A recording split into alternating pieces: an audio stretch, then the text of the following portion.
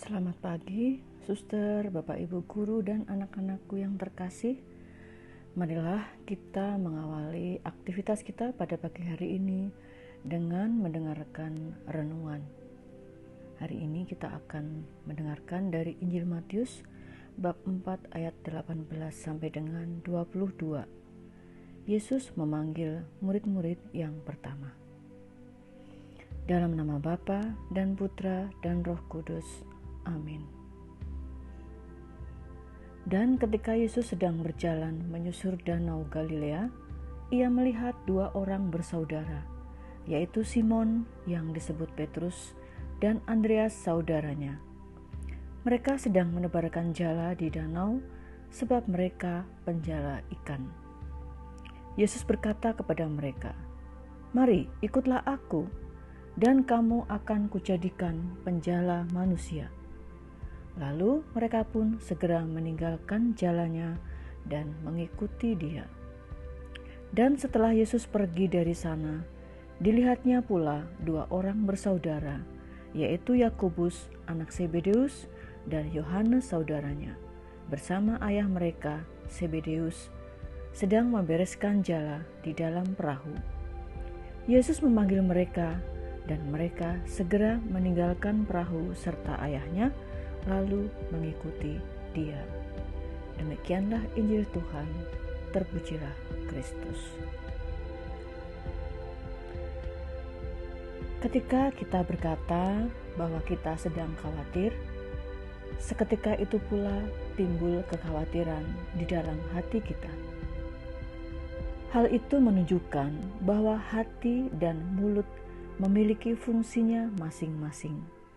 Dengan hati kita percaya, tetapi dengan mulut kita pun harus mengaku, dan keduanya harus berjalan secara beriringan. Sebab percaya dalam hati saja tidaklah cukup, harus dibuktikan dengan pengakuan melalui mulut kita. Jadi, apa yang kita percayai harus sejalan dengan yang kita akui. Sebab iman yang bukan bersumber dari hati tidak lebih dari sekedar kemunafikan yang menipu diri sendiri dan orang lain. Seperti yang diajarkan Rasul Paulus kepada jemaat di Roma. Sebab jika kamu mengaku dengan mulutmu bahwa Yesus adalah Tuhan dan percaya dalam hatimu bahwa Allah telah membangkitkan dia dari antara orang mati, maka kamu akan diselamatkan. Hari ini kita merayakan pesta Santo Andreas Rasul. Ayahnya bernama Yohanes bekerja sebagai nelayan. Andreas juga bekerja sebagai nelayan. Ia bersama saudaranya Simon yang disebut Petrus merupakan murid-murid pertama Yesus. Panggilan sebagai murid diterima oleh Andreas dan Simon ketika mereka sedang menebarkan jala di danau. Panggilan itu dijawab oleh Andreas dan Simon dengan pergi meninggalkan jalannya dan mengikuti Yesus. Inilah pengakuan iman yang langsung diikuti dengan perbuatan.